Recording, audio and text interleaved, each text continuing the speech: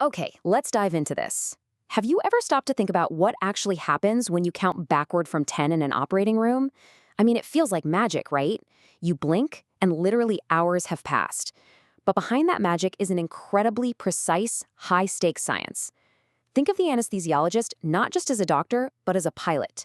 The operating room is their cockpit, and they are entirely responsible for safely taking you off into unconsciousness, navigating you through the turbulence of surgery, and then landing you safely back awake.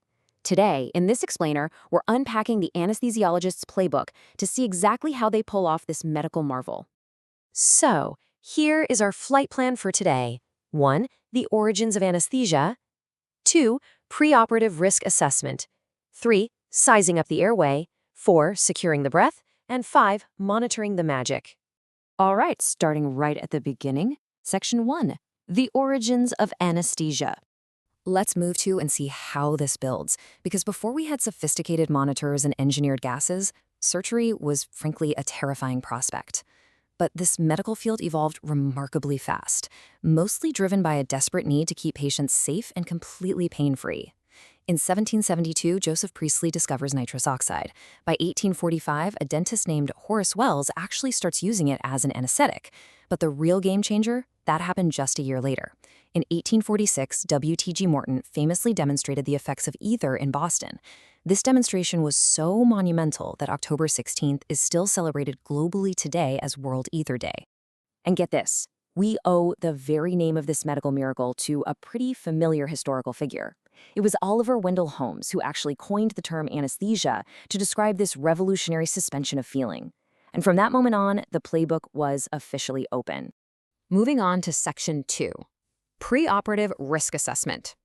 Before any gas is ever administered, how do doctors actually know you're physically safe to go under? Well, every single patient is graded before they even set foot in the operating room using the ASA Physical Status Scale. It essentially categorizes your systemic health. So a Class 1 is a completely healthy patient with no disease process. Class 2 is someone with mild systemic disease. This could be a well-managed, stable diabetic.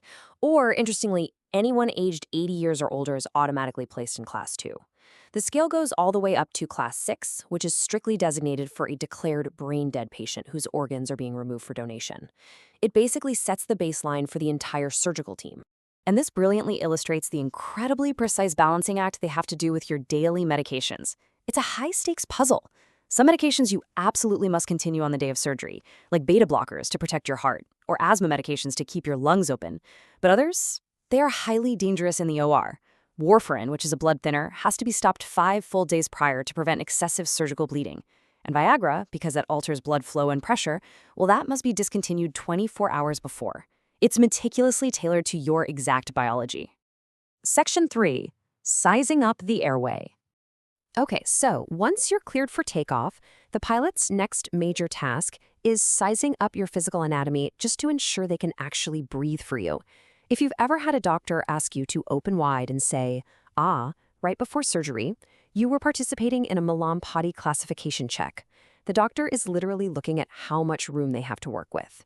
If they look in your mouth and see a Class 4 structure, where the tonsils, uvula, and soft palate are completely hidden and only the hard palate is visible, they immediately know that inserting a breathing tube is going to be incredibly difficult. They also take some very specific physical measurements. You can kind of visualize doing this yourself. They check the distance from your chin to your thyroid cartilage. If it's less than 6.5 centimeters, that's a red flag. They check the sternomental distance down to your sternum. But step 3 is totally fascinating. It's called the prayer sign. They ask you to place your palms flat together. An inability to do this is a reflection of generalized joint and cartilage immobility. It's actually most common in diabetics, and it warns the anesthesiologist that the joints in your cervical spine are likely stiff too, which makes it very hard to extend your neck for a breathing tube. Let's look at the toolkit now. Section 4, securing the breath. How exactly do they secure your breath once you're out? There are 2 major devices they use. The traditional endotracheal tube, or ETT, passes deep through your vocal cords directly into your trachea. It's the gold standard for full control. On the flip side, you have the laryngeal mask airway, or LMA, which was developed by Dr. Archie Brain. This is a much less invasive option. Instead of passing through the vocal cords, the LMA's silicone mask just sits comfortably over the larynx in the hypopharynx. It's super ideal for shorter, less complex procedures. But the classic endotracheal tube is an engineering marvel all on its own. I've got to share some truly surprising facts here. They used to be made of red rubber, but today they're made of polyvinyl chloride, or PVC. Notice that little hole near the tip? That's called the Murphy eye. It's this brilliant safety vent created so that if the main opening ever gets blocked by a mucus plug or rests against the tracheal wall, air can still flow and the patient won't suffocate. And here is a wild fact. If you look closely at these tubes, you'll see Z79IT printed right on them.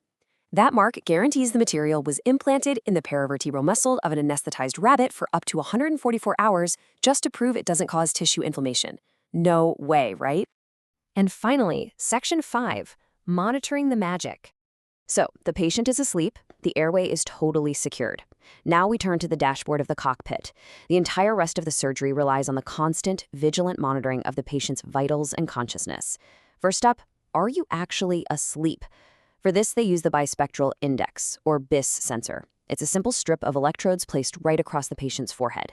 It literally reads raw electrical brain activity, your EEG, and translates all that complex cerebral cortical data into one simple vital number on a screen.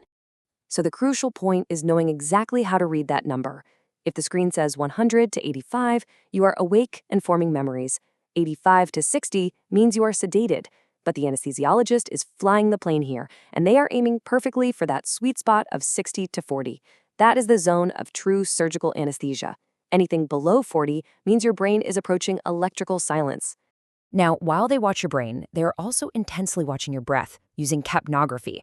This is the measurement of carbon dioxide as you exhale. It's the ultimate safety measure. A normal capnogram progresses in distinct phases. Phase 1 is flat as the breath begins. Phase 2 is that rapid, steep, S-shaped upswing as CO2 from your lungs rushes out. Phase 3 is the plateau, where the gas comes entirely from the deep alveoli.